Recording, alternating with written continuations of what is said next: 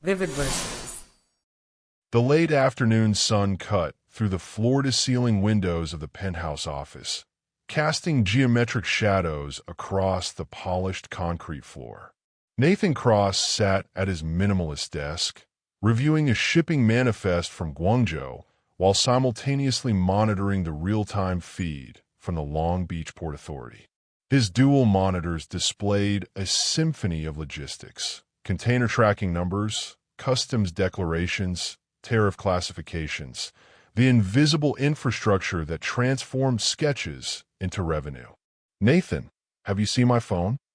Vivian's voice carried from the adjacent studio, that particular edge of impatience that had become her default tone over the past year. "Charging station by the mood board," he called back without looking up. He'd plugged it in 40 minutes ago after finding it dead on the bathroom counter, already anticipating this exact question. Pattern recognition was his specialty, after all. She appeared in the doorway moments later, a vision in her own design. A deconstructed blazer over wide-legged trousers, her dark hair pulled back in that effortless way that actually required 15 minutes of careful arrangement. Vivian Laurent was objectively beautiful, and she'd cultivated an aesthetic that translated beautifully to Instagram's square format. Her feed was a carefully curated gallery of creative genius: fabric swatches, design sketches, inspirational architecture, perfectly styled coffee cups. What it didn't show were the spreadsheets. "The Bergman samples arrived," Nathan said, gesturing to the carefully arranged boxes along the wall. "The hand-stitching on the cognac leather is exceptional. Exactly what you wanted." Vivian barely glanced at them. "Obviously, that's what I specified." She retrieved her phone, already scrolling through notifications.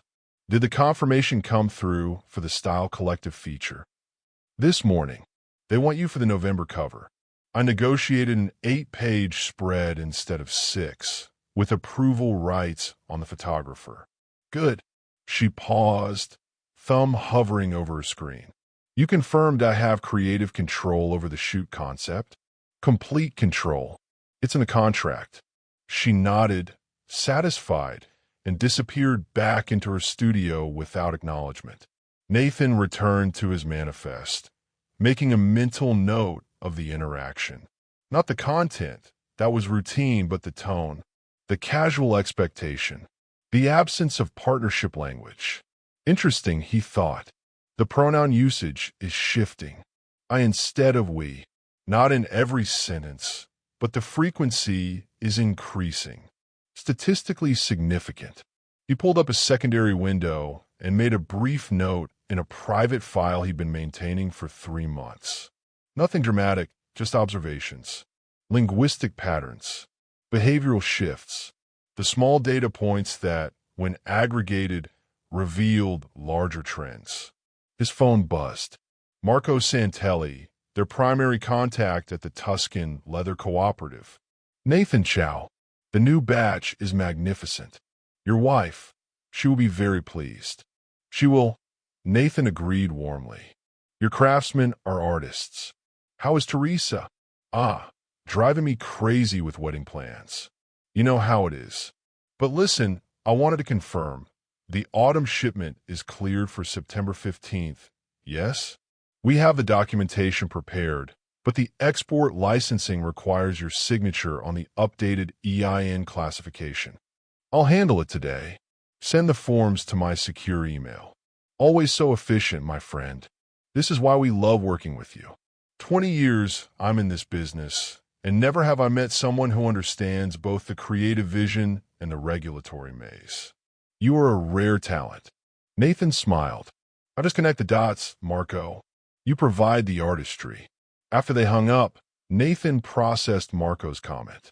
20 years in the business, extensive network throughout Italian manufacturing, and he'd specifically noted Nathan's dual competency as rare. That wasn't flattery. Marco was too pragmatic for empty compliments. It was market intelligence. He opened a different file, this one containing the contractual architecture of Vivian's business. To the casual observer, it looked straightforward. Vivian Laurent Designs, LLC, with Vivian as creative director and primary owner. Standard structure for a fashion startup. But the supporting framework told a different story. The Italian leather suppliers operated through an exclusive import arrangement with Salvatore and Cross International, the trade consultancy Nathan had established 7 years ago. The manufacturing partnerships in South Korea, secured through his former roommate from Yonsei University, now a deputy minister of trade, required specific export documentation that only Nathan's certifications could authorize. The distribution deal with the Ashford Collective, the boutique network that had legitimized Vivian's transition from influencer to designer, contained a key man clause specifying Nathan Cross as the relationship manager. He hadn't hidden any of this. The documents were all properly filed, the business structure sound. But Vivian had never been particularly interested in operational details.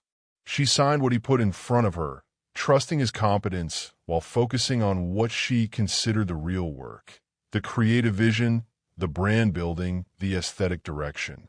She wasn't entirely wrong. Her design instincts were legitimately good. She understood color theory, silhouette, the subtle semiotics of luxury fashion. She built a following of 1.2 million people who genuinely admired her taste. But taste didn't navigate customs regulations. Aesthetics didn't negotiate manufacturing minimums. An Instagram engagement didn't mean anything to the import-export compliance officers who could freeze an entire shipment over improperly filed country of origin documentation. Nathan stood and walked to the window, looking out over Bellport's downtown corridor. They'd moved to this mid-sized city 3 years ago, drawn by lower costs and a growing creative community. It had been a good decision. Vivian thrived in the more intimate social scene, where she could be a major presence rather than one of thousands of designers fighting for attention in New York or LA. He watched the foot traffic below, the familiar rhythm of a Thursday afternoon. His phone buzzed again. This time, a text for Vivian's brother, Derek. V says you're coming to the Parker dinner Saturday? Good. Need to talk to you about something. Business thing. Nathan frowned slightly. Derek was a litigation attorney, smart but fundamentally risk-averse. Business thing probably meant he wanted Nathan's read on some investment opportunity or venture capital pitch. It happened regularly. People in Vivian's orbit gradually discovered that Nathan's expertise extended beyond supporting his wife's fashion brand, and they'd quietly approach him for advice. He texted back confirmation and returned to his desk. The afternoon proceeded in its usual rhythm. Nathan worked through a complex tariff classification issue for a shipment of silk blend fabrics, coordinating between their Chinese supplier, a customs broker in Los Angeles, and the IRS classification specialist who owed him a favor from a previous consultation. By 5 o'clock, the problem was solved, saving approximately $14,000 in unnecessary duties.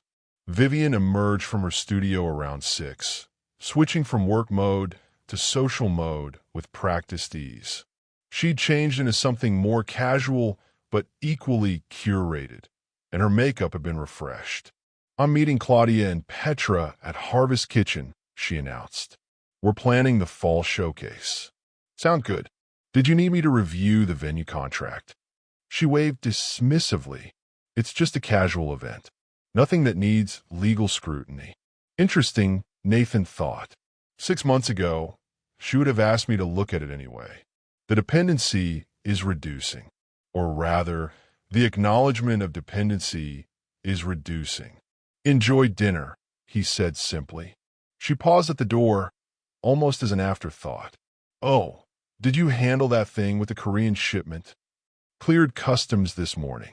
The goods will be at the warehouse by Monday. Perfect. She was already looking at her phone again. Don't wait up. After she left, Nathan sat in the quiet apartment, considering the trajectory. He wasn't hurt. Emotion wasn't the relevant framework for analysis. But he was noting the pattern with increasing clarity. Vivian was successful, measurably, demonstrably successful.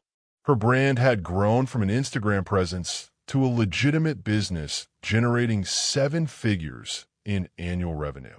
She'd been featured in Vogue, Elle, and Harper's Bazaar.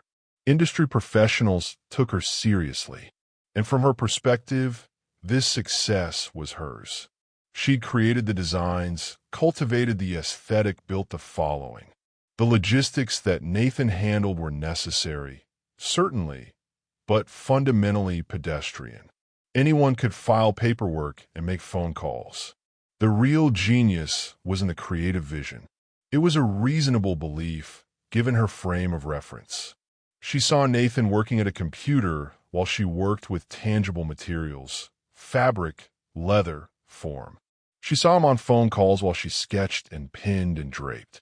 From her vantage point, the creative process was visible and difficult, while the operational process was invisible and, therefore, presumably simple. Nathan understood the cognitive bias at work. Humans consistently undervalued expertise in domains they didn't understand, while overvaluing their own competencies. Vivian wasn't unusual in this regard. She was typical, but typical didn't mean harmless. He opened his observation file and made another entry. September 12th. Left for dinner without specific acknowledgement of customs resolution that saved approximately 3 weeks of delayed shipment. Continues pattern of diminishing recognition of operational contribution. Language increasingly possessive. My brand, my success, my showcase. Not necessarily malicious. Possibly just natural drift as confidence grows. Question: at what point does drift become foundational shift in relationship architecture? He saved the file and returned to work. There was always more work. Saturday evening arrived with the gentle chill of early autumn. The Parker residence sat in Bellport's historic district, a renovated Victorian that somehow avoided the pretentious quality that usually plagued such properties. Jennifer and Robert Parker had money. Old money, the kind that didn't announce itself, and they used it to create spaces where interesting people could have interesting conversations. Nathan arrived with Vivian, who looked spectacular in one of her own designs, a navy dress with architectural shoulders that photographed beautifully. She was immediately absorbed into a cluster of admirers, and Nathan drifted toward the bar. "Nathan, good to see you." Derek appeared at his elbow, looking slightly uncomfortable in a blazer that probably cost more than it should have. Vivian's brother was a competent attorney, but he'd never quite mastered the social ease that came naturally to his sister. "Derek, you mentioned wanting to talk." "Yeah, but not here. Too many ears. Tomorrow, maybe? Coffee." "Sure. Rosewood Cafe, 10 o'clock. "Perfect." Derek melted back into the crowd, and Nathan found himself in conversation with Robert Parker, who turned out to have a detailed knowledge of international trade law from his previous career in import-export. "The regulatory environment has gotten Byzantine," Robert said, swirling his bourbon. "We had a shipment held up for 6 weeks last year because of a classification dispute over composite materials. Cost us a fortune. HS code classification." "Exactly. The product sat at the nexus of 3 different categories, and we couldn't get a clear ruling." "Did you file for a binding classification ruling from Customs and Border Protection?" Robert blinked. We didn't know that was an option." Nathan smiled. "Most people don't. The process takes time, but it's the only way to get definitive guidance. After that, you have legal certainty for the classification, which makes future shipments straightforward." They talked shop for 20 minutes, and Nathan watched Robert's expression shift from polite interest to genuine respect. It was a familiar progression. People often assumed Nathan was just Vivian's supportive husband until they discovered the depth of his expertise. Across the room, Vivian was holding court, animated and charismatic. She was good at this, the social performance, the charm offensive, the cultivation of influence. It was a legitimate skill, and Nathan had never begrudged her for it. But he noticed something else, too. When people asked about her business, she spoke entirely in the first person. I designed, I created, I built. There was no acknowledgement of partnership, no plural pronouns. Again, not necessarily malicious, just accurate from her perspective. Jennifer Parker appeared at Nathan's side as Robert excused himself to greet new arrivals. Nathan, I've been meaning to ask. Vivian mentioned you handle her international suppliers. I have a friend who's trying to source sustainable fabrics from Portugal, and she's running into walls. Would you be willing to consult? Happy to help. Have her send me the details. You're a gem. Honestly, Vivian is lucky to have you managing all the complicated stuff. It lets her focus on the creative work. Nathan smiled politely, recognizing the implicit hierarchy in Jennifer's comment. The complicated stuff was important, certainly, but it was support work. Infrastructure. The creativity was the real value. People believe what the narrative tells them to believe, he thought. And Vivian's narrative is compelling. Self-made designer builds empire through vision and determination. The support staff are footnotes. He wasn't angry. Anger was inefficient. But he was noting the pattern with increasing precision. The evening proceeded pleasantly. Nathan had several more substantive conversations, helped someone troubleshoot a supply chain issue, and politely deflected repeated compliments about how supportive he was of Vivian's career. Around 10 o'clock, he found Vivian in the kitchen, laughing with Claudia and Petra about some industry gossip. She looked happy, genuinely joyful in a way that had become less frequent at home. Ready to go? He asked quietly. She glanced at him with mild irritation. We're in the middle of something. Take your time. I'll call a car when you're ready. He stepped outside onto the back terrace, breathing in the cool night air. The city lights of Bellport spread out below, modest but warm. His phone buzzed. Marco Santelli, despite the late hour in Italy. The text was brief. Nathan, emergency. Need to speak immediately. Nathan stepped further into the garden and called back. Marco, what's wrong? Nathan. Marco's voice was strained. I received a very strange call today. From your wife's attorney. He was asking about our contract arrangements, specifically about whether our supply agreement was contingent on your personal involvement. Nathan's mind accelerated, processing implications. What did you tell him? The truth. That our cooperative works with Salvatore and Cross International, your company, and that the relationship is built on trust and expertise that you personally bring. But Nathan, why is he asking these questions? I don't know yet, but thank you for telling me. Is there trouble? Because I must be honest, our cooperative values the relationship we have with you. Your wife, she is talented, yes, but you're the one who understands our needs, who navigates the complexity.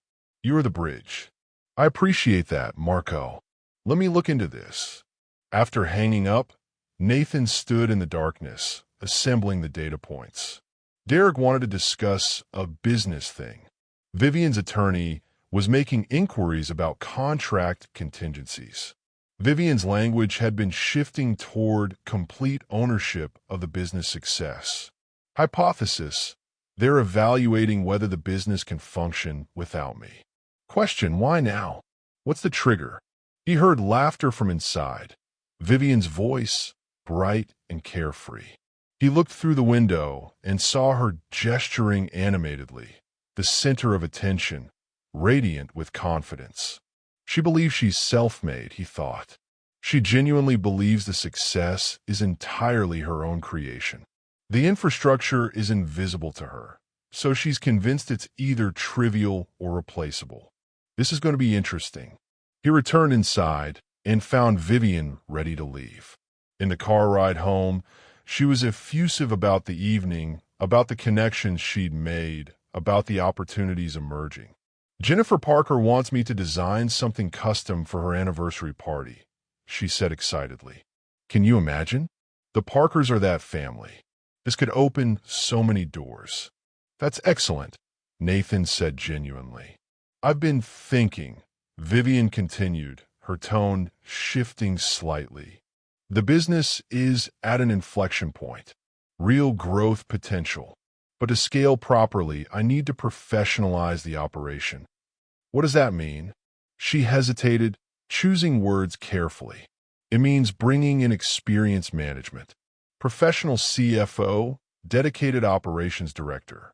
People who do this for multiple companies, who have the expertise. I see. You've been amazing, Nathan. Really. You help get everything started. But you're not a fashion industry professional. To compete at the next level, I need people who live and breathe this world. There it is, Nathan thought. The gentle dismissal, wrapped in appreciation, but fundamentally a declaration of obsolescence. That makes sense, he said neutrally. You should build the team you need. She seemed relieved by his understanding. I knew you'd get it. You're so logical about these things. They rode the rest of the way in silence. Vivian scrolled through Instagram, probably reviewing the photos from the evening, curating her story. Nathan looked out the window, running calculations. Sunday morning, he met Derek at Rosewood Cafe, a deliberately casual spot with excellent coffee and a low chance of running into anyone from Vivian's social circle. Derek looked uncomfortable before he even sat down. Thanks for meeting, he began. This is awkward. Just say it, Derek. Vivian asked me to review the business structure. Specifically, she wants to understand how to reorganize things so that... He trailed off, so that she has complete operational control without depending on me. Derek's relief at not having to say it was palpable. Yeah, essentially. Nathan sipped his coffee. What did you tell her? The truth. That the current structure is incredibly complex and most of the critical relationships run through your personal entities. The Italian suppliers, the Korean manufacturers, the Ashford distribution deal. They're all contingent on you either directly or through key man clauses. And she said, Derek shifted uncomfortably. She said that's just paperwork. That any competent attorney could restructure the contracts and transfer the relationships. Nathan almost smiled. What do you think? Honestly, I think she's underestimating the complexity. These aren't just legal documents, they're relationships. Personal trust, institutional knowledge, specialized expertise.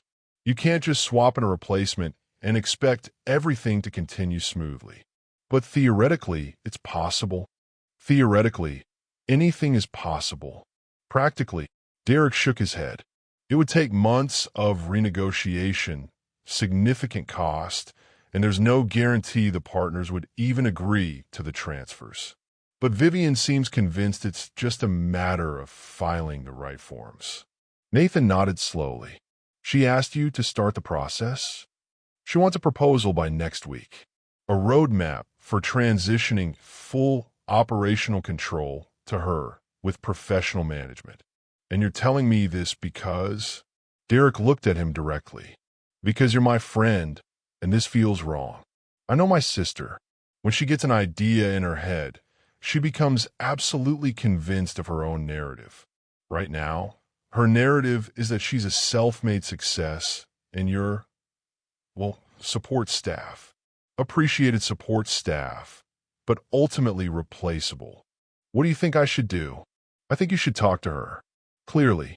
Make sure she understands what she's actually proposing. Nathan considered this. And if she understands perfectly well and still wants to proceed? Derek had no answer for that. After coffee, Nathan walked back to his apartment, enjoying the late morning sunshine. His mind was clear, emotions carefully compartmentalized.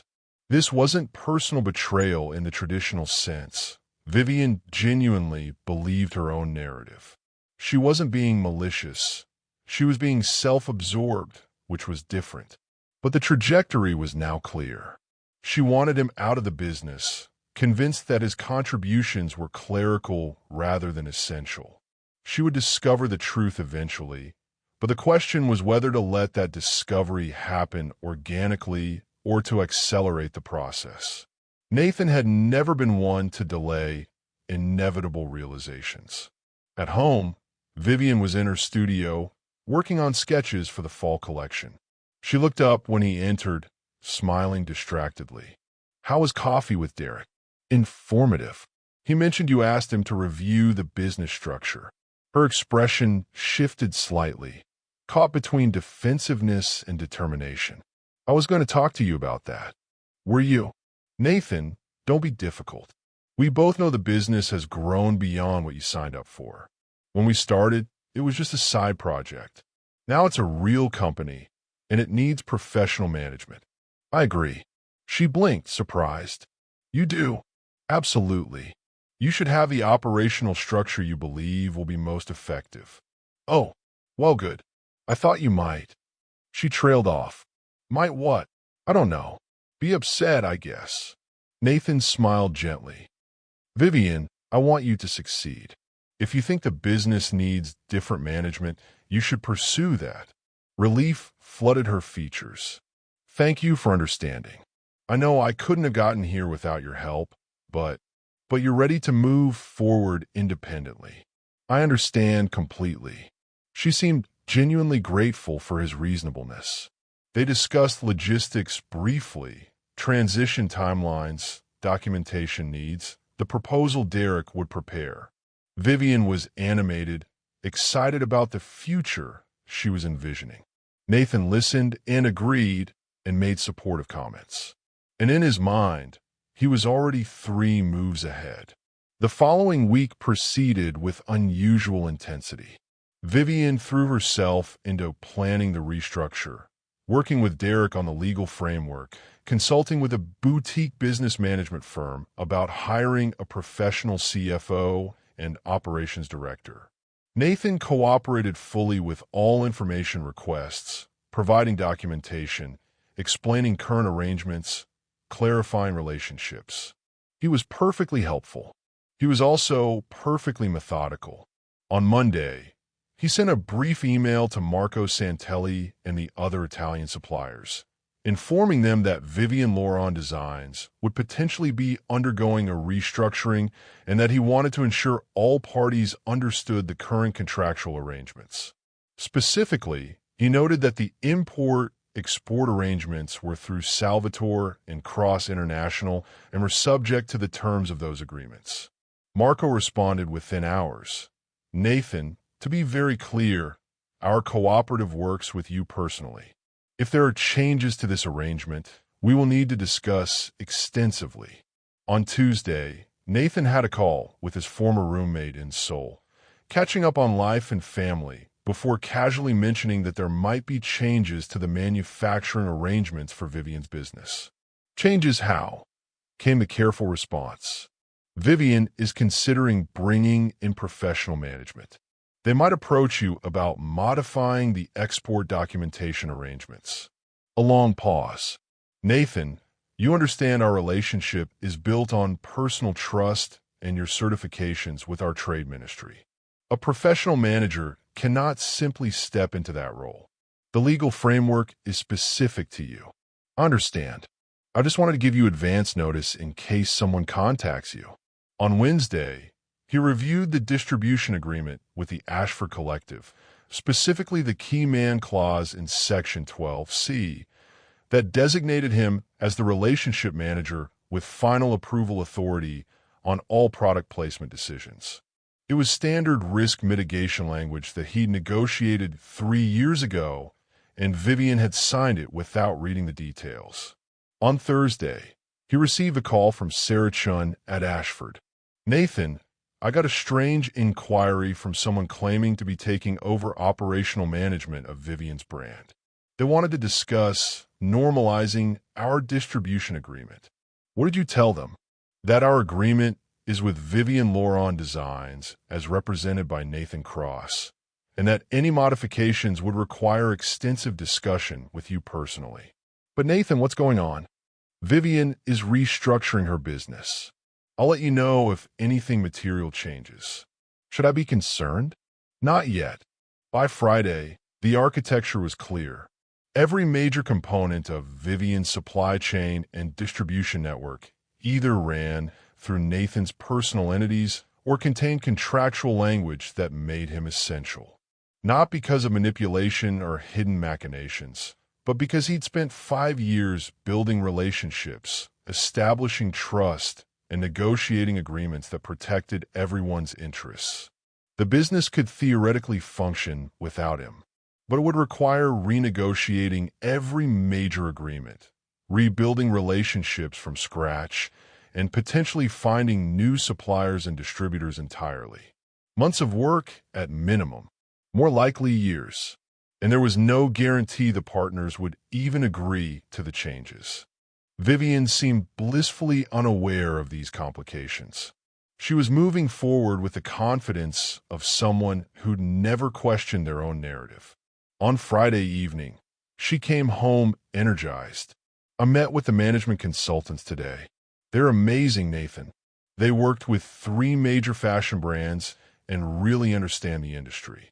They think we can triple revenue within 2 years with the right operational structure. That's exciting.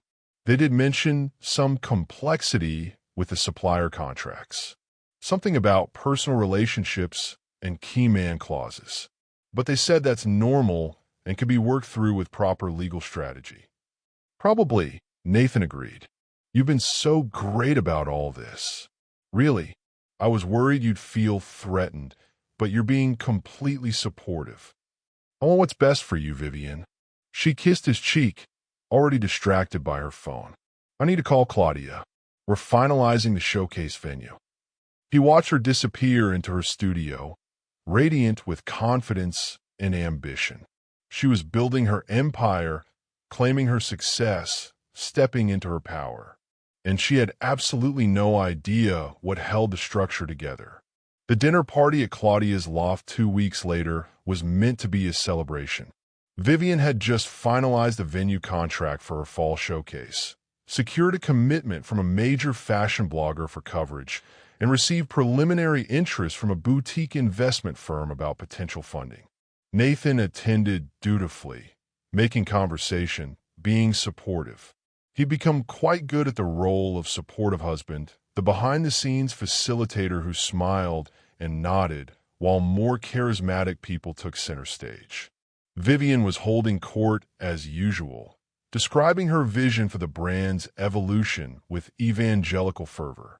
She was genuinely talented at this, the performance of success, the articulation of aspiration. People listened because she made them believe in the narrative. Around 9 o'clock, Nathan stepped on a Claudia's balcony for air. The city stretched out below, lights twinkling in the autumn darkness. His phone buzzed. Derek. Nathan, we have a problem. What kind of problem? I've been reviewing the contracts like Vivian asked, trying to map out a transition strategy. Nathan, it's worse than I thought. The Italian suppliers, the Korean manufacturers, the Ashford distribution deal. They're not just using standard language.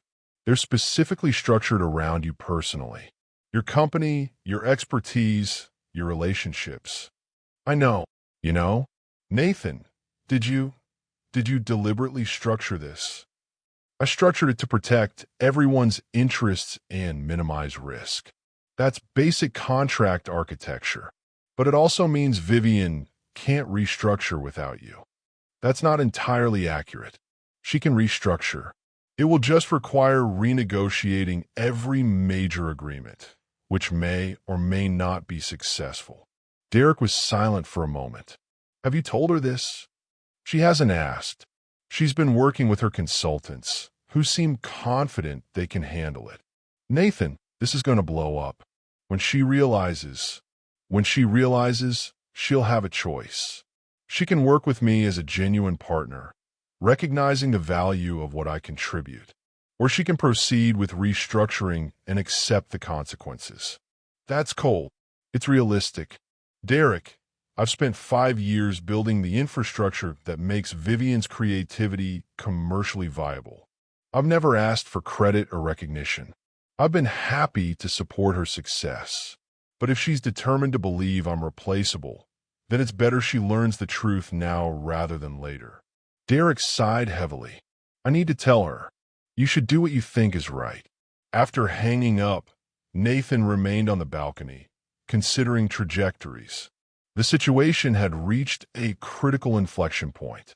Either Vivian would recognize reality and adjust her approach, or she would proceed with her current course and face the consequences.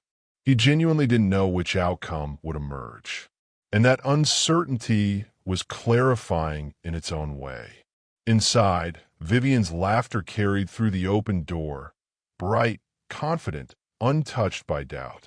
The confrontation came 3 days later. Nathan was working in his office when Vivian burst through the door, her face flushed with fury. You manipulated everything, she shouted. You deliberately structured the contracts to trap me. Nathan looked up calmly. What are you talking about? The supplier agreements, the distribution deal, all of it. Derek finally explained it to me. You made yourself essential, so I couldn't succeed without you. That's not accurate. Don't lie to me. Every contract depends on you personally. You engineered this. Nathan stood slowly, his expression neutral. Vivian, I structured the business to protect everyone's interests and enable your success. The relationships with suppliers exist because I spent years building trust and expertise. The contracts reflect that reality. You should have told me. You never asked. You signed every agreement I put in front of you without reading the details. You were happy to let me handle the boring paperwork while you focused on design. Because I trusted you, and I delivered exactly what you wanted, a successful business that grew from nothing to 7 figures in annual revenue. But you never bothered to understand how that success was actually built. Vivian's expression shifted from anger to something more desperate. You're being disgusting. You're trying to control me through the business. Nathan felt something click into place. The language, the framing. She was constructing a narrative where she was the victim and he was the manipulator. It was psychologically convenient and factually wrong. I've never controlled you, he said quietly. I've supported your vision and built the infrastructure to make it commercially viable. If you want to restructure the business without me, you're free to do so. But you need to understand what that actually requires. Which is what? Letting you hold me hostage? No. Renegotiating agreements, rebuilding relationships, potentially finding new suppliers and distributors. It's possible, but it's not simple. My consultants say you're exaggerating the difficulty. Your consultants are being paid to tell you what you want to hear. Talk to Marco Santelli. Talk to the Korean Trade Ministry. Talk to Sarah Chun at Ashford. Ask them directly whether they'll transfer their relationships to your new management team. Vivian's face hardened. You're trying to scare me. I'm trying to give you accurate information so you can make an informed decision. The decision is already made. I want you out of my business. You're a parasite, Nathan. You've been leeching off my success, taking credit for work you didn't do, and I'm done with it. The word parasite landed with clinical precision, not because it hurt. Nathan's emotional discipline was too strong for that, but because it revealed the complete deterioration of Vivian's ability to see reality clearly. If that's what you believe, he said calmly, then you should absolutely proceed with your restructure. I won't stand in your way. Good. I want you out of the office by the end of the week. I'll be out by tomorrow. She seemed surprised by his acquiescence, having perhaps expected more resistance. Fine.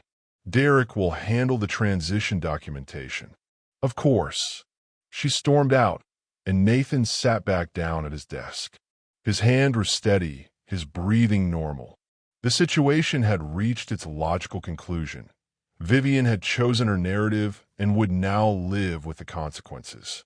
He opened a new document and began drafting his formal resignation from all roles in Vivian Laurent Designs, effective immediately. He also prepared notifications for his personal business entities, Salvatore and Cross International, and his consulting company, informing relevant parties that he would no longer be working with Vivian's brand. The emails went out within 2 hours. By the next morning, his phone was ringing constantly. The first call was from Marco Santelli. "Nathan, what is happening? I received a notice that you're no longer working with Vivian Laurent Designs." "That's correct. Vivian has decided to restructure with professional management. But Nathan, our agreement is with your company for import-export services.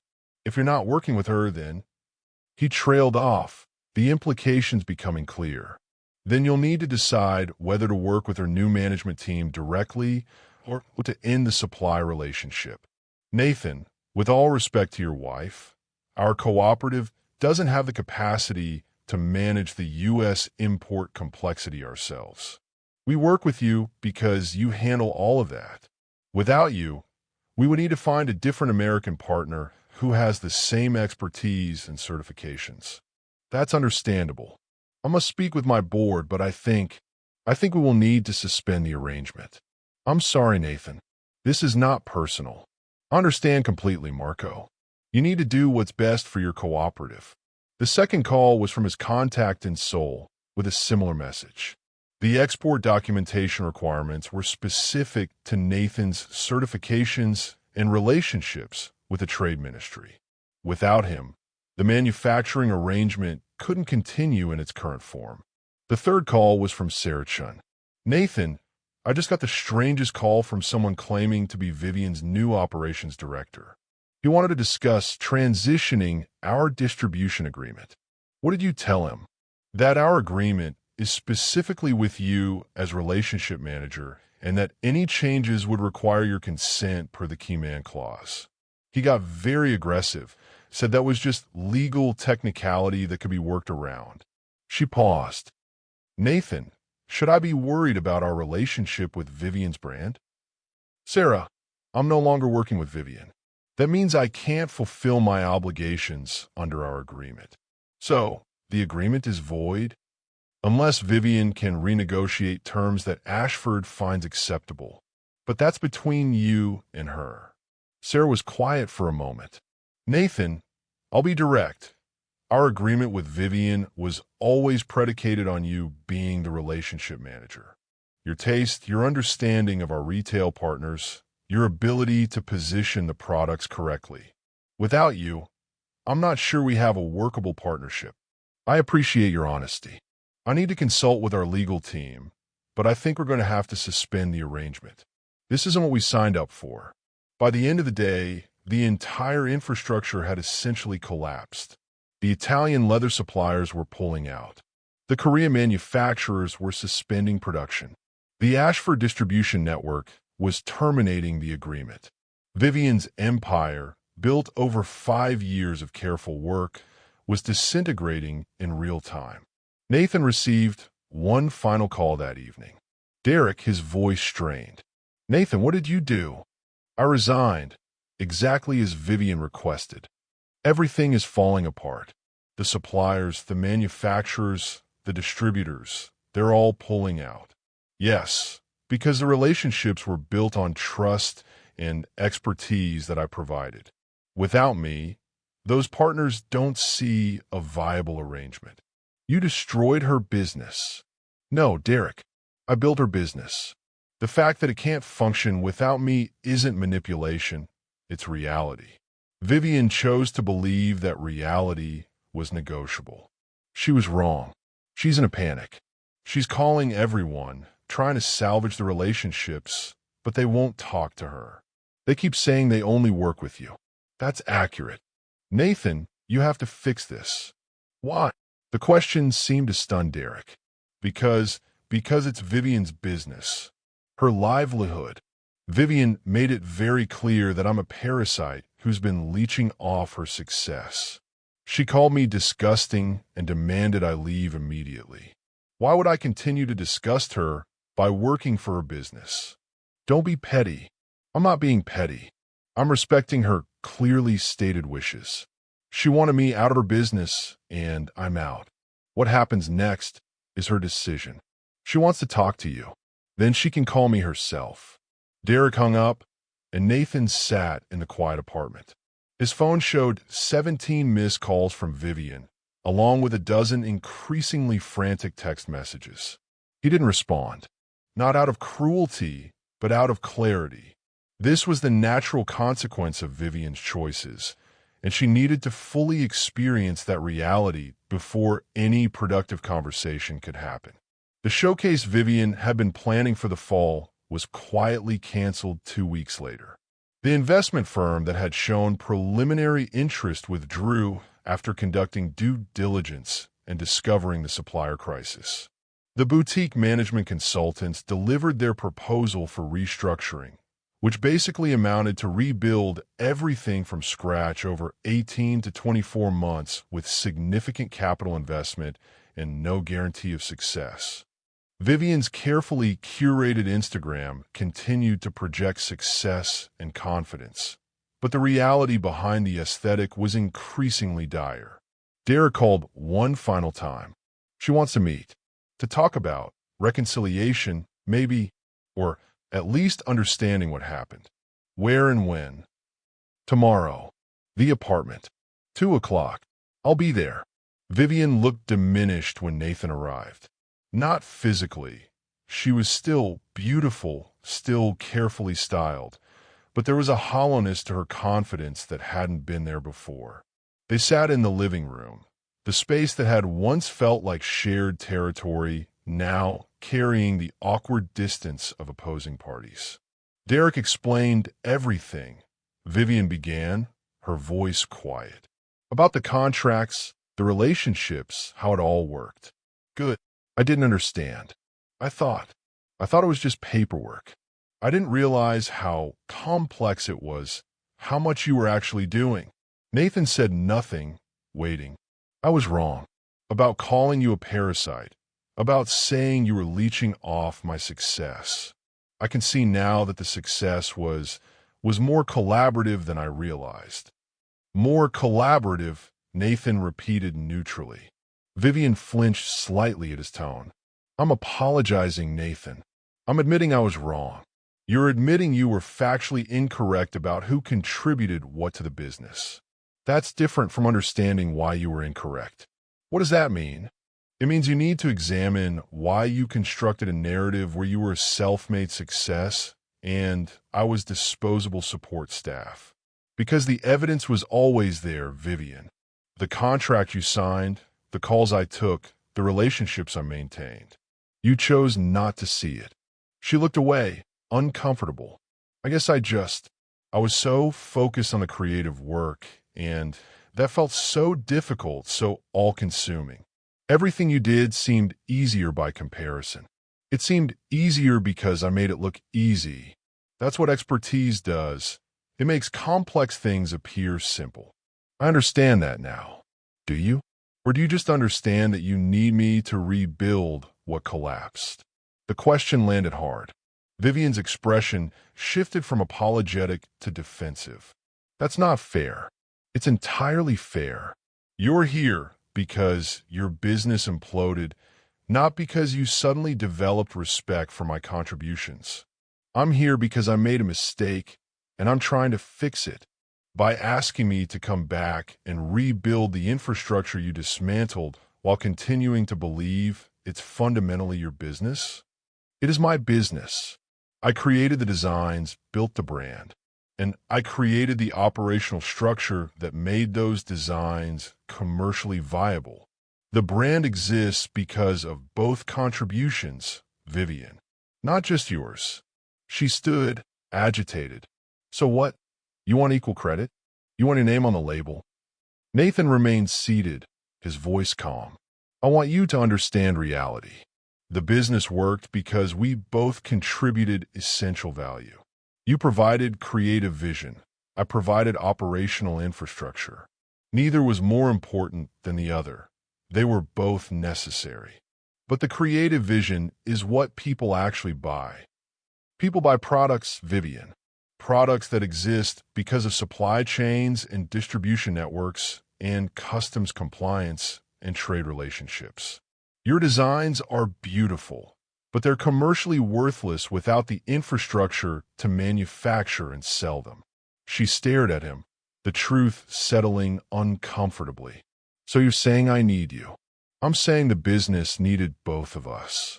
Past tense. Past tense. I'm not coming back, Vivian. The words hung in the air, final and unambiguous. What? Nathan, you have to. I don't have to do anything. You made your choice. You believed I was replaceable, and you acted on that belief. Now you live with the consequences. But the business is yours, entirely yours. You wanted complete control, and now you have it. What you do with it is your decision. Vivian's face crumpled. Everything is gone. The suppliers, the manufacturers, the distributors. I can't rebuild that alone. Probably not. But that's not my problem anymore. How can you be so cold? Nathan stood, meeting her eyes directly. I'm not being cold. I'm being honest. You spent years taking my contributions for granted, then actively dismissed them as parasitic. You call me disgusting and threw me out. I'm simply respecting your decision. I was angry. I said things I didn't mean. No, Vivian. You said things you absolutely meant. You believed them completely. The only thing that changed is you discovered they were factually wrong. But the underlying attitude, the belief that you were the real genius and I was just clerical support, that was genuine. She had no response to that. I wish you well, Nathan continued. Genuinely. I hope you find a way to rebuild. But it won't be with me. He walked to the door, and Vivian's voice followed him, desperate now. What am I supposed to do? Nathan paused, considering the question. What you've always done, work hard, be creative, believe in yourself. The difference is now you'll do it with an accurate understanding of what's actually required. Maybe that will make you more successful in the long run. Or maybe it will destroy everything I built. We built, Nathan corrected gently. And yes, maybe. But that's the nature of consequences. He left her standing in the ruins of what she'd believed was entirely hers, finally understanding the architecture that had held it all together. 3 months later, Nathan received an email from Marco Santelli. Nathan, my friend, I hope this message finds you well. I wanted you to know that our cooperative has found a new American partner for our import-export needs. It was not easy, and the terms are not as favorable, but we are managing. I also wanted you to know that Vivian contacted us several times, asking us to reconsider working with her. We declined, not out of anger, but because we cannot provide the service without expertise like yours. I hope you're working on new projects. The industry needs people who understand both the art and the architecture. With respect, Marco. Nathan smiled and filed the email away. He had indeed been working on new projects, consulting for several fashion brands who appreciated his expertise, building relationships with new suppliers and manufacturers, creating infrastructure for people who understood its value. His phone buzzed with a text from Sarah Chun. Coffee next week? Want to discuss a potential collaboration. He confirmed the meeting and returned to his work. The Bellport afternoon light slanted through the windows of his new office, smaller than the penthouse he'd shared with Vivian, but entirely his own. Somewhere across town, Vivian was presumably working in her studio, trying to rebuild from the rubble. He bore her no ill will. She learned an expensive lesson about the difference between vision and execution, between aesthetic and architecture. Whether she would ultimately succeed was an open question. But Nathan had played his part in that story, and he was content to let it continue without him. He built one empire. He could build another. And this time, everyone would know exactly who held the structure together. Thanks for listening.